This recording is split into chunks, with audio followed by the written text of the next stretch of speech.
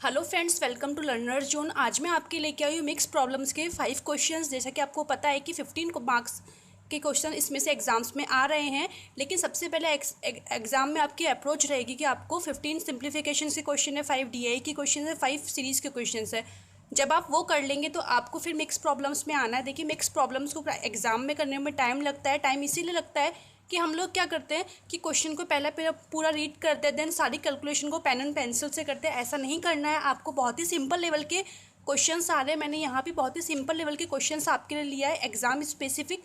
तो देखिए, आपकी अप्रोच क्या रहेगी। पहले आप जब सिंप्लीफिकेशन के डीआई के सीरीज़ के क्वेश्चंस कर लेंगे, देन आपको वर्ड प्रॉब्लम्स में आना है और ऐसी प्रॉब्लम्स को लेना है जिसमें आपको देख के लगे कि आप इजीली कर सकते हैं, आपने इनकी प्रैक्टिस करी हुई है। तो ये स्टार्ट करते हैं। फर्स्ट क्वेश्चन मेरा देखिए, बहुत ही इजी क्वेश्चन है। कहा गया है कि एक मैन है, किसी चीज़ को 10% के प्रॉफिट पे बेच रहा है, देन वो उसको क्या कर रहा है 15 के प्रॉफिट पे बेच रहा है। 10 से उसने 15 का प्रॉफिट लिया तो उसको 160 रुपीज़ ज़्यादा मिल रहा है। तो आपसे कॉस्ट प्राइस पूछी गई है। देखिए, विदाउट पेन एंड पेंसिल हम इसे कैसे करेंगे। सपोज आपकी कॉस्ट प्राइस 100 थी, तो पहले आप क्या कर रहे हैं 110 रुपीज़ में उसे बेच रहे हैं, देन 115 में बेच रहे हैं। ऐसा करने पे आपके अकॉर्डिंग आपको कितने रुपए एक्स्ट्रा मिल रहे हैं, 5 रुपीज़ एक्स्ट्रा मिल रहे हैं। अब अगर हम क्वेश्चन में जाए तो आपको 5 रुपीज़ कब एक्स्ट्रा मिल रहा है, जब आपने सीपी 100 रुपीज़ लिया, लेकिन क्वेश्चन के अकॉर्डिंग एक्स्ट्रा रुपीज़ कितने 160 रुपीज़। तो ये सिंपल मेथड लग गया। 5 रुपीज़ के करस्पॉन्डिंग अगर आपको 100 रुपीज़ मिल रहे हैं तो 160 के करस्पॉन्डिंग कितना मिल जाएगा 100/5 इंटू 160। या फाइनल कैलकुलेशन अगर आप लिखते हैं तो इसके लिए सिर्फ एक कैलकुलेशन आपको लिखनी होगी। अगर माइंड में नहीं कर सकते हैं, 100/5 इंटू 160 ईजिली सॉल्व कर लेंगे तो आपका आंसर 3200 आ जाएगा। तो देखिए फ्रेंड्स, बहुत ही ईजी क्वेश्चन है। इसको करने में मेरे अकॉर्डिंग विद इन सेकेंड्स आपसे ये इजीली हो जाएगा। सेकंड क्वेश्चन हम अटैम्प्ट करते। देखिए, इसे देख के आपको लगेगा कि भाई बहुत ही बड़ा क्वेश्चन है ये वो। देखिए, स्टार्ट करते। ए बी सी 3 लोग हैं, वो किसी वर्क को कर रहे हैं। ए क्या करता है, हाफ ऑफ द वर्क करता है, बी 1/3 करता है, रिमेनिंग वर्क सी करता है। लास्ट में उनको 1800 रुपीज़ टोटल उनको प्रॉफिट हुआ, उनको उनमें बांटे गए। तो आपसे ए का शेयर पूछा। देखिए, इसका की पॉइंट क्या है कि जो भी वर्क करते हैं वो जब भी हमें कुछ पैसा मिलता है, अमाउंट मिलता है टाइम एंड वर्क पे, तो वो उसी का अकॉर्डिंग मिलता है जितना हमने वर्क किया होता है। तो ए का गिवन है, बी का गिवन है, सी का नहीं गिवन है। लेकिन आपसे आप देखिए शेयर किसका पूछा गया है, शेयर आपसे ए का पूछा गया। तो आपको इसमें कुछ भी कैलकुलेट नहीं करना है। यही इसका की पॉइंट है। एग्जाम में ये इसीलिए आएगा क्योंकि क्वेश्चन इजी है, लेकिन आपको समझना है कि मुझसे कितनी इन्फॉर्मेशन मुझे की गई है, क्या मुझसे पूछा गया है। आपसे एक ही तो शेयर पूछा गया है, तो और हमें कुछ निकालना नहीं है। हमें ऑलरेडी गिवन है कि ए कितना करता है, हाफ ऑफ द वर्क करता है। नॉर्मली फ्रेंड्स स्टूडेंट्स क्या करते हैं, इसमें सी का वर्क निकालते हैं, देन रेशो निकालते हैं। ऐसा कुछ नहीं करना है। सिर्फ आपसे कहा गया है तो भाई ए तो हाफ ऑफ द वर्क कर रहा है। अगर ए हाफ ऑफ द वर्क कर रहा है तो ए क्या मांगेगा कि जितना भी उसको मिल रहा है, जितना भी प्रॉफिट हो रहा है उसमें से हाफ ले लेगा। तो साफ दिख रहा है 1800 उन्हें टोटल उनमें डिस्ट्रीब्यूट हो रहा है, तो ए 900 लेके चला जाएगा। तो इजीली कैलकुलेट हो चुका है कि ए 900 लेगा। थर्ड क्वेश्चन हम देखते हैं। देखिए, थर्ड में हमें गिवन है एक सम ऑफ मनी है जो कंपाउंड इंटरेस्ट पे 1600 हो जाती है 3 सालों में और 1680 होती है 4 सालों के अंदर। तो आपसे रेट ऑफ इंटरेस्ट पूछी गई है। देखिए, बहुत ही ईजी क्वेश्चन है।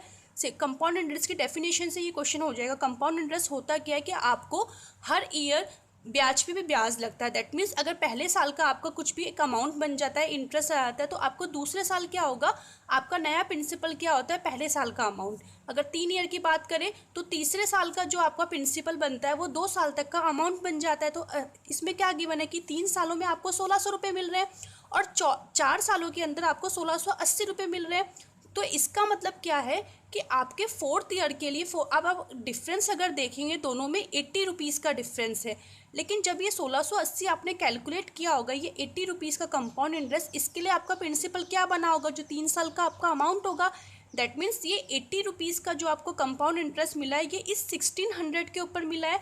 तो अब सिंपली आपको 80 कितना परसेंट है 1600 का, 1600 का 50% कितना होता है 800। तो 80 कितना हो जाएगा 10%, तो 80 कितना हो जाएगा 5%। तो फाइनल अगर आप लिखेंगे तो इजीली 5% इसका आंसर। अगर आपको पेन एंड पेंसिल से लिखेंगे तो एक ही इक्वेशन लिखेंगे 80/1600 इंटू 100। जब इसको आप सॉल्व करेंगे तो आपका answer 5% is your rate of interest. ठीक है, नेक्स्ट क्वेश्चन देखते हैं। बहुत ही अच्छा क्वेश्चन है। टाइम एंड डिस्टेंस का क्या गिवन है कि एक मान लीजिए कोई एक लड़का है, उसने अपनी स्पीड को 5/7 कर दिया, स्पीड को रिड्यूस कर दिया, तो उसको क्या हो रहा है, 16 मिनट वो लेट अपने घर जा रहा है, तो उसकी यूजुअल स्पीड पूछी गई। देखिए टाइम एंड डिस्टेंस के उसमें क्या होता है कि अगर आप स्पीड को कम करते हैं उसी रेशो में आपका टाइम इंक्रीज हो जाता है। अगर आपकी स्पीड को आपने 5/7 के रेशो में कम किया है, दैट मीन्स आपने टाइम को क्या कर दिया, 7/5 का रेशो कर दिया।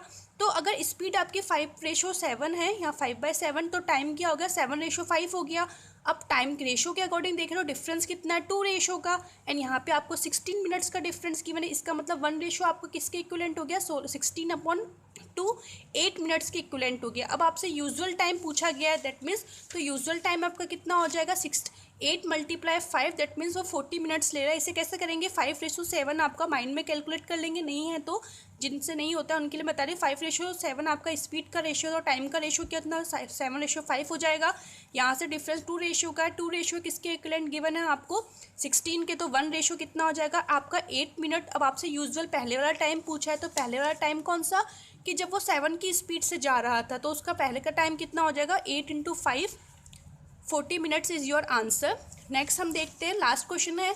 लास्ट क्वेश्चन में आपको क्या गिवन है, देखिए क्वेश्चन रीड करते करते ही हम ऐसे इजीली कर लेंगे कि किसी राइस की प्राइस में 2% हमने डिक्रीमेंट कर दिया। सपोज पहले वो 100 थी, अब हमने उसको 98 कर दिया।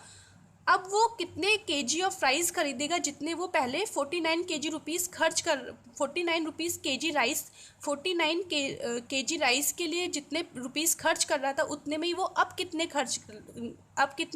केजी ऑफ राइस लेगा। तो देखिए पहले के प्राइस सपोज आपके 100 थी, तो पहले 49 केजी उसको अगर राइस परचेस करने थे तो उसका कितना अमाउंट खर्च करना पड़ता है, 4900। अब उसकी प्राइस क्या हो गई, 98 हो गई, तो अब उसे कितना मिलेगा, 4900/98। इसको जब आप सॉल्व करेंगे तो 50 आपका आंसर आ जाएगा, 50 केजी। या फाइनल इक्वेशन आपकी क्या बन रही है, ओनली कि 4900/98 ईजिली ये 2 टाइम्स कट होगा, ये 50 हो जाएगा, 50 केजी राइस। दैट मीन्स जितने वो पहले 49 केजी राइस खरीद रहा था, जितने रुपीज़ में, उतने में ही वो अब क्या करेगा, 50 KG of rice easily purchase कर लेगा। तो देखिए फ्रेंड्स, बहुत ही इजी टाइप के क्वेश्चंस है, यही इनका एग्ज़ाम में आने का रीज़न यही है कि आपसे वर्ड प्रॉब्लम्स में इतने इजी क्वेश्चंस दे रहे हैं कि आपको पेन एंड पेंसिल का यूज़ कम करना है। हाफ ऑफ द क्वेश्चंस को रीड करते करते ही उसकी कैलकुलेशन कर लेनी है, ओनली फाइनल जो रिक्वायर्ड होती है वही कैलकुलेशन आपको पेन एंड पेंसिल से लिखनी है। फ्रेंड्स, अगर आपको मेरा ये वीडियो अच्छा लगा हो तो प्लीज़ लाइक कीजिए, शेयर कीजिए, सब्सक्राइब कीजिए। Thank you friends.